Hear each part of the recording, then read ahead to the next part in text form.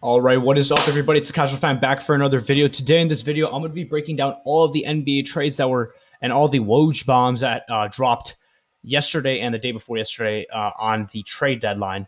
I'm going to be breaking all of them down, which ones I thought were good, which ones I thought were not so good. So, yeah, as always, make sure you're subscribed down below to the channel. If you're new here, basically, I do NBA, NFL videos like this, and sometimes from time to time, I do Marvel and Star Wars content as well. So yesterday and the day before yesterday, it looks like there were over 10 trades that happened. I'm looking at 10 trades right now, including a four-way trade that I'm going to talk about right now. Detroit received Marvin Bagley III from Sacramento.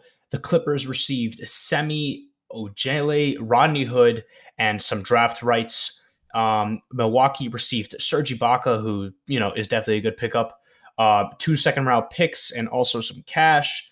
And Sacramento received a whole bunch of players: Trey Lyons, Josh Jackson, and Deontay DiVincenzo. I don't know if I said his name right. Next, we have another small trade. The Raptors picking up Young from the Spurs. Toronto receives Thaddeus Young, Drew Eubanks, and a 2022 second-round pick. As for San Antonio, they receive Goran Dragic, which I think is going to be a good pickup for them since he wasn't utilized a lot back in Toronto. And they got a first-round pick, by the way. So I think San Antonio won this trade.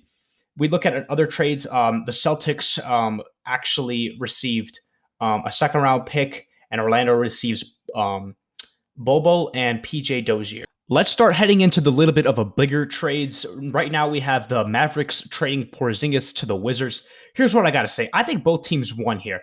Washington, they got obviously Porzingis and a second-round pick, so I think they're definitely heading in the right direction as long as they could keep Bradley Beal. As for Dallas, they got Spencer Dinwiddie and Davis Bertans, some great role players. Also, the Celtics dealt away Dennis Schroeder to the Rockets. Here's what I think about that. I think Dennis Schroeder should have been picked up by the Lakers because there are some teams that should have made some trades here. Like I think the Bulls, I think the Lakers, the Warriors, and the Heat. They should have probably gone for some trades. I'm surprised they didn't though. But Dennis Schroeder could have been on a much better team instead of the poverty Rockets.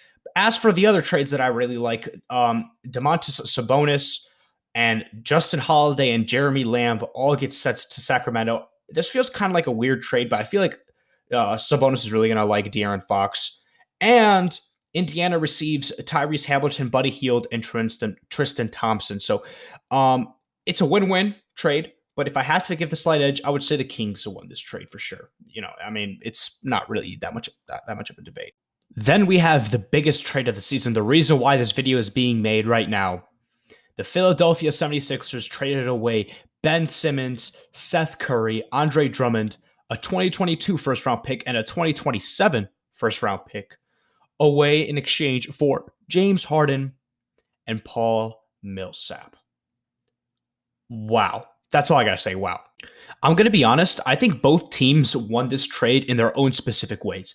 Let's take a look at the Philadelphia 76ers. They didn't have to trade away anything huge. Like, of course, their main MVP, their guy, Joel Embiid. They didn't have to trade away Tobias Harris. And they got some pretty key important role players. Of course, they have to give something up to receive a guy like, James Harden and Paul Millsap. But they didn't give away much. They gave away Ben Simmons, who, let's be honest, who knows where he's at mentally and physically. Seth Curry. Now we finally get to see Curry and KD reunite. Ha ha, ha ha, ha ha. And finally, we have some big first-round picks and Andre Drummond. So they gave things up, but you can tell that the Philadelphia 76ers want to win literally right now. And they're essentially all in for this year and the next year and whatever. We're going to have to find out.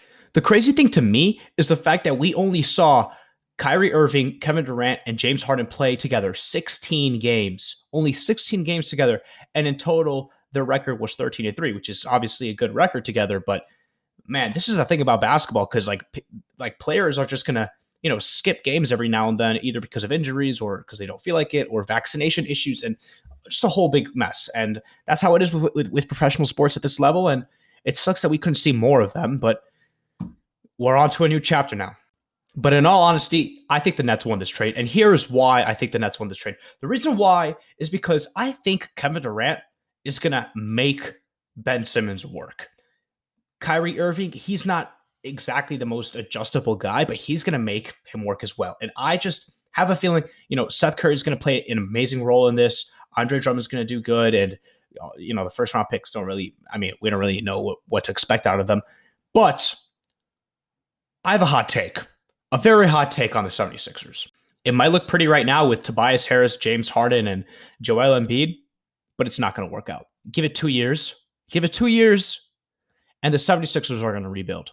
What I've noticed over the course of these years is that fact that James Harden is not only not a good leader, but he is the problem. And if you don't blatantly notice that, then you just probably aren't paying attention to it. And it took me a while to pay attention to it. But every situation that he's in, he has driven out superstars. Chris Paul, he driven him out of Houston. He driven Dwight Howard out. He's not working. He didn't work out with Kevin Durant. Kevin Durant didn't even want to pick him up for the All-Star game whenever he was doing his team captain selection. That was hilarious, by the way. And then, now you already know how hard it is to play with Joel Embiid. That is not going to work out. By the end of this year, I can already see, I can already picture it in my head, Joel Embiid walking out of the tunnel after losing in a 7-game series to the Milwaukee Bucks in the Eastern Conference Finals or the Nets. He's going to be crying. He's going to put his head in his shirt. And then in the post-game interview, he's going to want to leave. But he's probably going to stay for another year. The cycle's going to repeat, and then he's going to dip. I guarantee you. So yeah, that's my take. And thank you guys so much for watching. Be sure to like and subscribe down below one more time for more videos like this. The Super Bowl is going to be coming up this Sunday. I'm super excited for that. My prediction video on that's going to be coming up shortly. And so thank you so much again for watching. And I'll see you guys in the next one. Peace.